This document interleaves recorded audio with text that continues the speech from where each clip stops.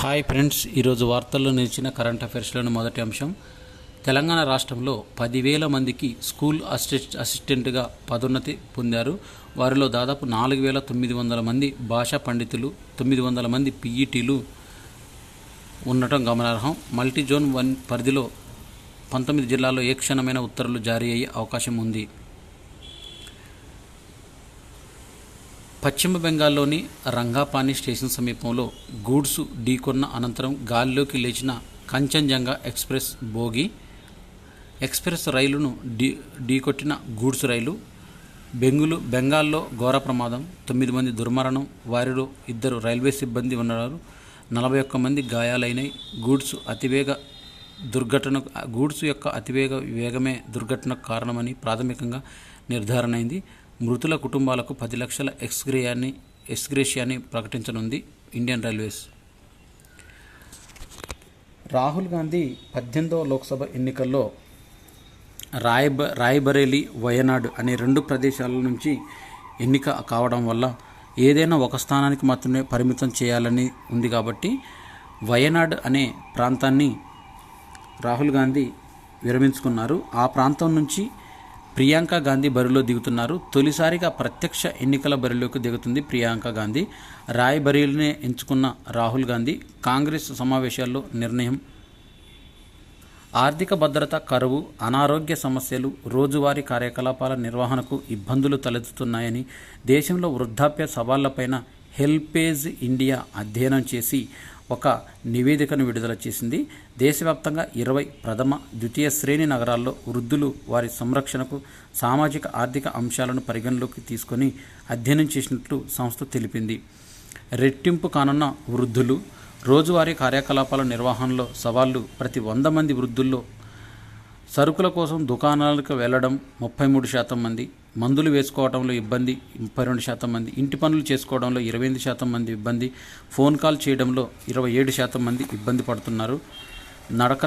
నడవడానికి 21% మంది, స్నానం చేయడానికి 18% మంది, దుస్తులు వేసుకోవడంలో 18% మంది, పడుకోవడం, నిద్ర లేవటం వంటి వాటిలో 18.2% మంది ఇబ్బందులకు గురవుతున్నారు.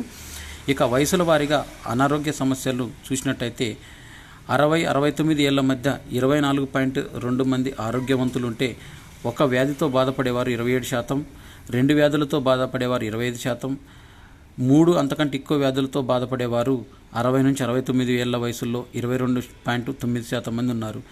70-79 ఏళ్ల మధ్య ఆరోగ్యవంతులు 13.4% ఉంటే ఒక వ్యాధితో బాధపడేవారు 24%, 2 వ్యాధులతో బాధపడేవారు 28%, 2 అంతకంటే ఎక్కువ వ్యాధులతో బాధపడేవారు 33% ఉన్నారు.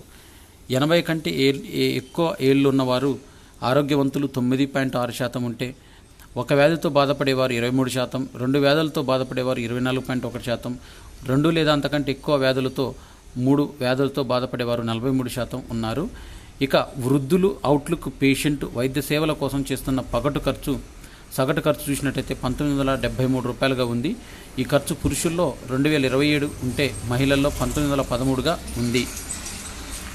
దక్షిణ కొరియాకు భారజలం ఎగుమతి అంటూ భద్రాద్రి కొత్తగూడెం జిల్లాలోని మనుగురులోని భారజలం ప్లాంటు నుంచి ఎగుమతి చేశారు.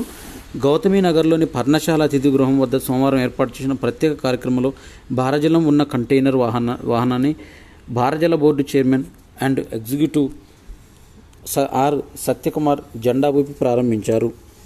ఈ వాహనం రాజీవ్ గాంధీ అంతర్జాతీయ విమానాశ్రయానికి అక్కడి నుంచి ప్రత్యేక విమానంలో దక్షిణ కొరియాకు చేరుకోనుంది. ప్లాంటు జీఎం ఎస్ జగ్గారావు మొదలైన వారు ఈ విషయాలను తెలిపారు. వ్యాయామంతో జ్ఞాపక శక్తిని మెరుగుపరుచుకోవచ్చని, ఆలోచన సామర్థ్యం అనేది తగ్గుతుందని, ఇది రోజువారీ వ్యవహారాల్లో బాగా ఇబ్బంది కలిగిస్తుంది. అయితే అధిక రక్తపోటు గల వృద్ధులు శారీరక శ్రమ, వ్యాయామంతో దీనిని ముప్పును తగ్గించుకోవచ్చని అమెరికాలో వేక్ ఫారెస్ట్ యూనివర్సిటీ అధ్యయనం చేసింది. అధిక బరువుతో ఆడవారిలో పక్షవాతం ముప్పు అనేది కలుగుతుందని, దీనికి సంబంధించిన అధ్యయనాలను అమెరికన్ స్ట్రోక్ అసోసియేషన్ పత్రికల్లో ప్రచురితమయ్యాయి. తాత్కాలికంగా బరువు పెరిగినా కానీ చిన్న వయసులో అధిక బరువు ఉబకాయం మీద డాక్టర్ ఒక కన్నీసి ఉంచాలని చూస్తున్నారు. తగ్గిన గ్రానైట్ ఉత్పత్తి ప్రభావం చూపుతున్న మైనింగ్, రాయల్టీ ప్రత్యామ్నాయాలు ఉండటమే. దీంట్లో ప్రధాన ఖనిజ ఉత్పత్తి 2022-23లో 667.16, బొగ్గు 698, లైమ్ స్టోన్ 260, 259.18 చిన్న తరహా ఈ విధంగా ఉన్నాయి. దీంట్లో బ్లాక్ కలర్ గ్రానైటు, గనుల్లో పెద్ద బండరాల ఆకారంలో తొలిచే గ్రానైటు మంచి నాణ్యత ఉన్న వాటిలో లీజుదారులకు విదేశాలకు తరలిస్తున్నారు. దీంట్లో దేశీయ market beauty pride lights tiles వాడటం పెరిగింది. రాయితీ పునరుద్ధరించి పర్మిట్ ఫీజు ఎత్తివేయాలని మదుపర్లు కోరుకుంటున్నారు. మెంతాల్తో అల్జీమర్స్ నుంచి ఉపశమనం పొందొచ్చని, ఎలుకల్లో పరిశోధనలు విజయవంతమయ్యాయని శాస్త్రవేత్తలు నిరూపిస్తున్నారు. అల్జీమర్స్ అనేది చాలా తీవ్రమైన నాడీ క్షీణత వ్యాధి.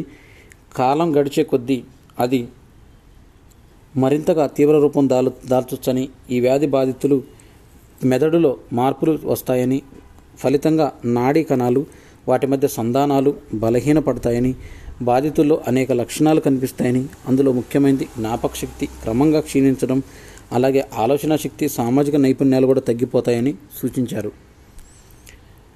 తాజా పరిశోధనలో శాస్త్రవేత్తలు ఆల్ ఫ్యాక్టరీ ఇమ్యూన్ కేంద్ర నాడీ వ్యవస్థ, దీనికి సంబంధించిన చర్యలు ఎలా ఉన్నాయని పరిశీలించారు. అయితే దీనిలో వాసనను పదే పదే చూపితే ఎలుకల్లో రోగనిరోధక శక్తి ప్రతిస్పందన పెరిగినట్లు మునపటి అధ్యయనం ద్వారా తెలిపింది. ప్రయోగానికి సిద్ధంగా 2100 అణ్వాయుధాలు ఉన్నాయని, సింహభాగం అమెరికా, రష్యాలవే అంటూ సిప్రి నివేదికలో వెల్లడించింది. Stockholm International Peace Research Institute ఈ నివేదికను తయారు చేసింది. దీంట్లో ప్రపంచంలోనే అత్యంత వేగంగా చైనా అణ్వాయుధాగారం పెరుగుతుంది. 2023 జనవరిలో ఆ దేశం వద్ద 410 అస్త్రాలు ఉండేవి. ఈ ఏడాదిలో 500కు పెరిగాయి. 2024 జనవరి నాటికి ప్రపంచవ్యాప్తంగా 12,121 అణ్వస్త్రాలు ఉన్నాయి. వీటిలో 9,585 ఆయుధాలు సైనిక నిల్వ కేంద్రాల్లో భద్రపరిచారు. 3,904 అస్త్రాలను క్షిపణులు, యుద్ధ విమానాల్లో మోహరించారు. గత సంవత్సరంతో పోలిస్తే ఈ సంఖ్య 60కి పెరిగింది. ఎప్పుడూ ఏకగ్రీవకమే. మరి ఈసారి లోక్సభ స్పీకరు, ఉపసభాపతి ఎన్నికపైన తీవ్ర ఉత్కంఠత అనేది ఏర్పడింది. ఆనవాయితీ పాటించకపోతే పోటీ తప్పిదము అంటున్న విపక్షాలు. ఓం బిర్లా, పురంధేశ్వరి మెహతాబు ఎదురుచూపులు. ఎన్నిక జరిగితే ఇదే మొదటిసారి అవుతుంది. జమ్మూ కాశ్మీర్లో విధానసభకు ఎన్నికలు జరుగుతున్న నేపథ్యంలో ఈ జమ్మూ కాశ్మీర్ అసెంబ్లీ ఎన్నికల భారతీయ జనతా పార్టీ ఇన్ఛార్జిగా కిషన్ రెడ్డిని కేంద్ర ప్రభుత్వం నియమించింది. దీనికి సంబంధించిన వివరాలు, జమ్మూ కాశ్మీర్లో సెప్టెంబర్లోకి ఎన్నికలు నిర్వహించాలని సుప్రీంకోర్టు ఇటీవల కేంద్ర ఎన్నికల సంఘాన్ని ఆదేశించింది. యూనిసెఫ్ ఒక నివేదికనిచ్చింది. ఆఫ్ఘనిస్తాన్లో బాలికల విద్యపైన నిషేధానికి 1000 రోజులు పడుతుందని, దాదాపు 15 లక్షల మంది బాలికలు పాఠశాలకు దూరమయ్యారు. వారిలో 300 కోట్ల గంటల అభ్యసనం సమయాన్ని కోల్పోయారని యూనిసెఫ్ తెలిపింది.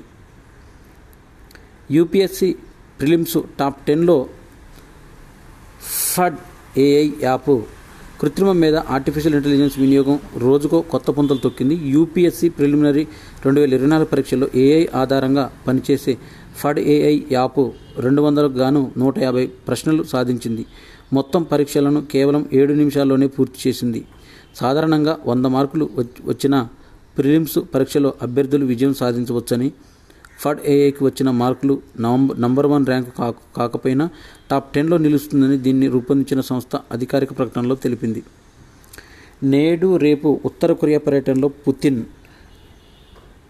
2000 సంవత్సరంలో జూలైలో పుతిన్ మొదటిసారిగా ఉత్తర కొరియా వెళ్లి నాటి అధ్యక్షుడైన కిమ్ తండ్రితో సమావేశం అయ్యారు. 2500 ఏళ్ల క్రితం భూకంపంతో మారిన గంగానది ప్రవాహం అంటూ అధ్యయనంలో నివేదికలు వెల్లడించారు. హిమాలయాల్లో ప్రారంభమైన గంగానది తన సుదీర్ఘమైన ప్రస్థానంలో మరెన్నో ఉపనదులను కలుపుకొని బంగాళాఖాతంలో పలు పాయలుగా కలుస్తున్న విషయం తెలిసిందే. అయితే 2500 ఏళ్ల క్రితం గంగానది ప్రధాన ప్రవాహం ప్రస్తుతం బంగ్లాదేశ్ రాజధాని అయిన ఢాకా నగరానికి దక్షిణ దిశగా సుమారు 100 కిలోమీటర్ల దూరంలో ఉండేది. ఆనాడు సంభవించిన భారీ భూకంపం తర్వాత నది ప్రస్తుత దిశను మారిందనే అంచనాను భూభౌతిక శాస్త్రవేత్తలు అంచనా వేశారు. చైనా ఫిలిప్పీన్స్ యుద్ధ నౌకల ఢీకొన్నాయి. దక్షిణ చైనా సముద్రంలో అలజడి రేకుంది. ఈ ఘటన చోటు చేసుకోవడం గమనార్హం. రెండో తామర్ షీల్డ్ వద్ద అక్రమంగా తమ జలాల్లోకి ఫిలిప్పీన్స్ నౌకలు ప్రవేశించిన సమయంలో ఈ ఘటన జరిగిందని చైనా తీరరక్షక దళం తెలిపింది. ప్రపంచ 10 ఉత్తమ విద్యాలయాల్లో 5 భారతీయ పాఠశాలలు చోటు దక్కింది. దీంట్లో బ్రిటన్లో నిర్వహించే ఈ వార్షిక పోటీల్లో సమాజ హితానికి తోడ్పడే పలు అంశాలను ప్రామాణికంగా తీసుకొని ప్రపంచవ్యాప్తంగా ప్రకటిస్తారు. అందులో భాగంగా 2024 సంవత్సరానికి తుది జాబితాలో 10 పాఠశాలల పేర్లను వెల్లడించగా అందులో భారత్కు చెందిన Ryan International School Delhi, CM Rise model పాఠశాలలు Rubhua Ratlam Madhya Pradesh, Kalvi International Public School Madurai Tamil Nadu, MPS LK Vaghji International Mumbai పాఠశాలలు ఉన్నాయి. Accenture, American Express, Lemon Foundation సంస్థలు సంయుక్తంగా నిర్వహిస్తున్న ఈ పోటీలో 10 పాఠశాలలు ఓటింగ్ ద్వారా 5 నవంబర్లో విజేతలుగా ప్రకటించి ఒక్కొక్క పాఠశాలకు 10,000 రూపాయల చొప్పున నగదు బహుమతి అందజేస్తారు. అణు విద్యుత్తులో చైనా దూకుడు ప్రదర్శిస్తుంది. వెనుకబడుతున్న అమెరికా తాజా నివేదికలో వెల్లడించింది. అమెరికా కనీసం 15 ఏళ్లు వెనుకబడిపోయిందని, ప్రస్తుత చైనా వద్ద 27 అణు విద్యుత్ రియాక్టర్లు నిర్మాణంలో వివిధ దశల్లో ఉంటున్నాయని పేర్కొంది. వ్యూహాత్మక సాంకేతిక బంధం మరింత బలోపేతం చేసే దిశగా అమెరికా జాతీయ భద్రతా సలహాదారుతో మోదీ భేటీ అయ్యారు. ఈ సందర్భంగా ద్వైపాక్షిక సంబంధాలలో క్రిటికల్ అండ్ ఎమర్జింగ్ టెక్నాలజీ, ఆయన సెమీ కండక్టర్లు, కృత్రిమ మేధతో టెలికాం, రక్షణ, కీలక ఖనిజాలు, అంతరిక్షం, ఇతర అంశాలపైన పురోగతిని ప్రధానికి సలీవాన్ వివరించారు. మోదీతో భేటీకి ముందు జాతీయ భద్రతా సలహాదారు అజిత్ దోవాల్తో సలీవాన్ భేటీ అయ్యారు. ఐసీఈటీ వంటి సమావేశాలపైన సమగ్రంగా చర్చించారు. సలీవాల్ బుధవారంలో భారత్లో పర్యటించనున్నారు. యునైటెడ్ అరబ్ ఎమిరేట్స్ నుంచి భారీగా పసిడి, వెండి దిగుమతులు చేసుకుంటున్నారు. 2023-24లో 210 వృద్ధితో 89,000 కోట్ల స్థాయికి జీటీఆర్ఐ నిలిచింది. జొమాటో చేతికి పేటీఎం టికెట్ బుకింగ్ వ్యాపారము ప్రాథమిక చర్చలు నిజమేనని ధృవీకరించిన సంస్థలు.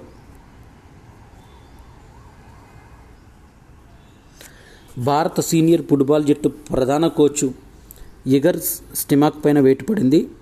ఇంకో 2 ఏళ్ల పదవీ కాలం ఉండగానే స్టిమాక్ను అఖిల భారత ఫుట్బాల్ సమాఖ్య తప్పించింది. ఇటీవల ఫీఫా ప్రపంచ కప్ క్వాలిఫైర్స్లో భారత్కు సులువైన డ్రా పడ్డప్పటికీ 2 రౌండ్లలో నిష్క్రమించడంతో స్టిమాక్ ఏఐఎఫ్ఎఫ్ చర్యలు చేపట్టింది. స్టిమాక్ 2019లో భారత కోచ్గా నియమితుడయ్యాడు. గతేడాది అక్టోబర్లో 2024 వరకు అతడి పదవీ కాలాన్ని పొడిగిస్తూ నిర్ణయం తీసుకున్నారు. భారత అగ్రశ్రేణి టెన్నిస్ ఆటగాడు సుమిత్ నగాల్ తన కెరీర్లో అత్యుత్తమ ర్యాంకును సాధించాడు. సోమవారం ప్రకటించే ఏటీపీ సింగిల్స్ ర్యాంకింగ్స్లో సుమిత్కు 71వ స్థానం దక్కింది. ఇవి జూన్ 18, 2024కు సంబంధించిన కరెంట్ అఫైర్స్. ఈ వీడియో నచ్చినట్టయితే లైక్ చేయండి, షేర్ చేయండి, కామెంట్ చేయండి. నా ఛానల్ సబ్స్క్రైబ్ చేసుకోవడం ద్వారా నేను చేసే వీడియోస్ అన్నీ మీకు నోటిఫికేషన్ రూపంలో వెలువడతాయి. Thanks for watching.